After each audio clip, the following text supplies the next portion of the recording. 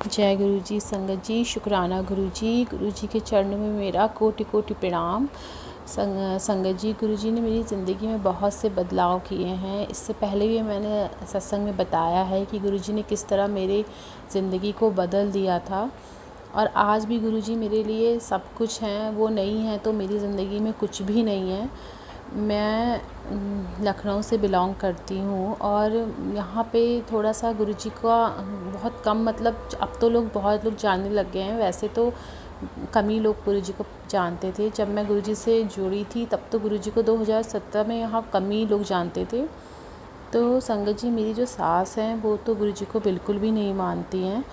तो मैंने गुरुजी को मंदिर में रखा था, तो वो बोलने लगी कि इनको मंदिर में मत रखो, इनको जो है, मेरा सैलून घर पर ही था तो उन्होंने कहा कि घर पर ही इनको, मतलब अपने सैलून के अंदर रख दो, मंदिर के अंदर नहीं रखा जाता। तो मुझे एकदम से धक्का सा लगा कि अरे, मेरे गुरुजी को वहाँ से इन्होंने मंदिर से हटा दिया। मैंने उनसे ये भी बोला कि मम्मी आप ना इनको साइड में, गुरुजी को यहाँ पे रखो।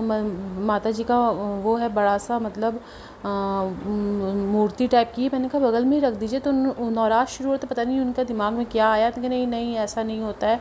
मैं गुरुजी के सामने इतना रोई। मैंने कहा गुरुजी, मेरी सास मेरे साथ मतलब पहले भी थोड़ा सा अच्छा बिहेव नहीं करती थी संगत जी।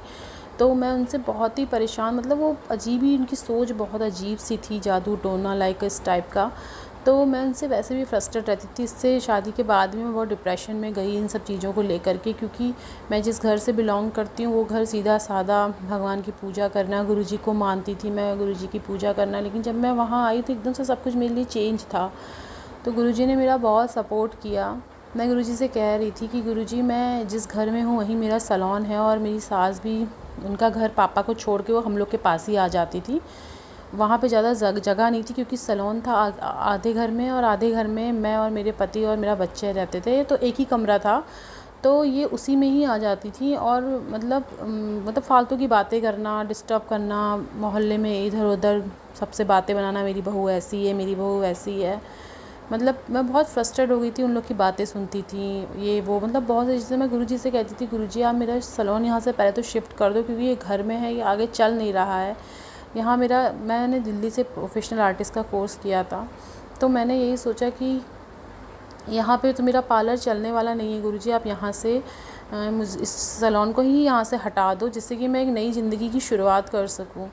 मेरे बहुत चांसेस ऐसे मिले कि मैंने मतलब बहुत ट्राई किया, मेरे हस्बैंड ने बहुत ट्राई किया, इवन मेरी जो नंद है उसने भी बहुत मतलब कहा ठीक है यहाँ से हटा दो। बट हर वक्त ऐसा कुछ हो रहा था कि मतलब कुछ चांस बन रहे थे, फिर कैंसिल हो जा रहे थे। मतलब एक बार तो मैंने पूरी हार मान ली कि यहाँ से सैलून नहीं हट सकता, क्योंकि सब लोग मेरे अगेंस्ट चले जा रहे थे। बट गुरुजी के लगातार मेरे पास मैसेज आते थे कि तेरी एक नई ज़िंदगी की शुरुआत होने वाली है, मैं तुझे नया एक घर ब्लेस करने वाला हूँ। मैं सोचती थी, और जब तू उस घर में जाना तो मेरा सत्संग ज़रूर करवाना। गुरुजी ने मेरा स्वरूप, अब तेरे घर में मेरा एक नया स्वरूप आने वाला है, ये सब गुरुजी लिखते थे मेरे को। तो मैं सोचती थी गुरुजी कुछ तो नहीं हो रहा है, ऐसा क्यों आप बार बार मुझे मैसेज कर रहे हो। मुझे पता है कि मतलब फिर लास्ट में डिसाइड हो गया कि हम लोग यहीं रहेंगे, चाहे कुछ हो जाए, यहीं पे रहेंगे, इसी घर में रहेंगे जिस घर में मेरा सैलून था। और हम लोग कहीं शॉप नहीं ले पाएंगे क्योंकि सब लोग अगेंस्ट थे, खर्चे बहुत थे। जहाँ शॉप पसंद आई वहाँ का रेंट 50,000 था। तो मतलब सब कुछ सही से नहीं चल रहा था। तो मतलब, और एक दिन क्या हुआ, मैं जब शॉप देख के घर आ रही थी तो मुझे शॉप तो बहुत पसंद थी, वहाँ का एटमॉस्फेयर भी मतलब बहुत ज़्यादा फ्लैट थे। तो मुझे लगा यहाँ पर अच्छे से सैलून चलेगा। तो मेरा मन था। तो मुझे रास्ते में कबूतर, वाइट कलर का कबूतर, एक बच्चे ने गोदी पकड़ा, मतलब हाथ में पकड़ रखा था, एक वाइट कलर का कबूतर दिखा मुझे। तो मुझे इतना आंसू आ गए। मैंने कहा गुरुजी ने मुझे ब्लेस कर दिया, अब मुझे ये शॉप मिल जाएगी। बट उसके सोचिए संगत जी, 3-4 मतलब महीने हो गए, सब कैंसिल हो गया। और मैं बाद में यही सोचती थी कि गुरुजी ने मुझे वो वाइट कबूतर क्यों दिखाया जब मैं शॉप से आ रही थी, ये सब क्यों हुआ मेरे साथ। और जो शॉप के जो ऑनर थे उनको ही मना हो चुका था कि हम आपके से शॉप नहीं लेंगे, सब कुछ मना हो चुका था। तब भी मैं गुरुजी का मैसेज आते ही थे मेरे पास। मैं सोचती थी गुरुजी क्यों मुझे मैसेज करते, सब कुछ ख़त्म हो गया है। अब तो अंकल को भी मना कर दिया है, शॉप के रेंट के लिए भी मना कर दिया, अंकल ने किसी और को कहा है ठीक है हम दे देंगे। सब कुछ गुरुजी ऐसे ही होता रहा। गुरुजी ने पता नहीं क्या लीला रची थी मेरे लिए, पर एक अंदर से आस लगती थी क्या पता कुछ हो जाए, मेरा सैलून यहाँ से शिफ्ट हो जाए। पता नहीं क्या एक दिन ऐसे ही हुआ कि मेरे हस्बैंड, मेरी दीदी ने कहा, मतलब मेरी नंद ने कहा कि नहीं इसको हटाओ यहाँ, मतलब सब कुछ तो कैंसिल ही हो चुका था। फिर एक बार उसने बोला कुछ, तो हमने भी सोचा चलो ठीक है एक बार और ट्राई करते हैं।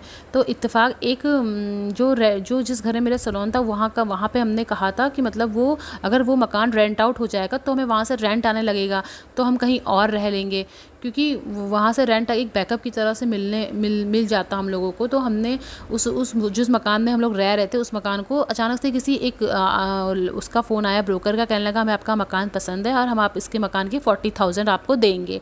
तो कोइंसिडेंट हमने जब उसने कहा कि हम आपको मकान के 40,000 दे देंगे, तो वो 50,000 की शॉप थी वो वाली, वो मकान भी नहीं उठ रहा था। अचानक से वो मकान उठ गया, मतलब आ गई कोई पार्टी और उसने डन कर दिया। तो तुरंत हमने अंकल को फ़ोन किया, हमने कहा अंकल आपकी शॉप बची है, जो शॉप पसंद आई थी। उन्होंने कहा हाँ है, शॉप तो है ही, आप लोग को लेना है तो ले लीजिए। मतलब कोइंसिडेंट इतना बड़ा था संगत जी कि तुरंत हम लोग ने वो शॉप अंकल से सब करवा लिया, सब शॉप ले ली और वहाँ पर मतलब वो मकान रेंट आउट हो गया और हमने एक नया शॉप के पास ही फ्लैट लिया। और उस फ्लैट में मैंने गुरुजी का बड़ा सा स्वरूप मंगाया, वहाँ पे सत्संग किया, मतलब जो गुरुजी मुझे अपडेट कर रहे थे वो सब चीज़ मेरे साथ हुआ। मेरा नया सैलून मैंने गुरुजी के अपने स्वरूप लगाया, गुरुजी का एक बड़ा सा अपनी शॉप में भी। मतलब गुरुजी जो कहते हैं ना, मतलब मुझे पता है कि जो मेरे मन में जो मेरी चाह होती है गुरुजी उसको पूरा करते हैं। वो कभी भी, मतलब भले ही लेट होगा, जब मेरे लिए सही चीज़ होगी तभी मुझे मिलेगी। मैं गुरुजी से कहती भी थी गुरुजी अगर आप यहाँ से शॉप हटाओगे, मेरे मतलब घर से अगर सैलून हटेगा कहीं और शिफ्ट होगा तो गुरुजी आपकी रजा हो, मेरी ना हो, क्योंकि मैं तो एक आम मानव शरीर है मेरा, मेरी ज्ञान कितना है मुझे खुद भी नहीं पता। पर मैं गुरुपा से यही कहती थी गुरुजी अगर मेरे लिए सही हो तभी आप जो करना, जो मेरे लिए सही हो वही करना गुरुजी, जो मैं कह रही हूँ वो मत करना, जो आप चाहते हो वही करना। तो गुरुजी ने वैसे ही जो चाहा तो जो थी मेरी वही गुरुजी ने पूरी करी। क्या पता हो मेरे लिए अच्छी हो, सही रास्ता हो मेरे लिए। तो मैंने गुरुजी का वो जो मेरी सास ने वो स्वरूप मेरे गुरुजी का हटाया था, वो मैंने खुद बड़ा सा स्वरूप और बना करके 2-3 स्वरूप गुरुजी के और ले करके सब अच्छे सजाया है अपने घर पे। तो बस मैं यही कहना चाहूँगी गुरुजी मेरे इस धरती पे जो मेरे साक्षात्कार, मेरा एक जिस पे मैं भरोसा कर सकती हूँ, जिस पे मैं अपनी बातें शेयर कर सकती हूँ, क्योंकि मुझे भगवान का संगत जी, मुझे भगवान पे इतना नहीं समझ आता है। मैं भगवान को मानती हूँ, पूजती हूँ, सब करती हूँ, बट जो मेरा एक कनेक्शन गुरुपा से है वो शायद भगवान से भी नहीं है।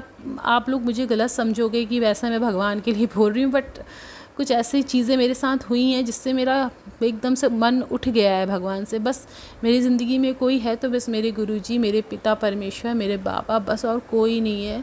और वो मेरे लिए हर चीज़ मेरी पूरी करते हैं। मुझे उम्मीद है कि गुरुजी आगे भी मेरे साथ सब अच्छा ही करेंगे।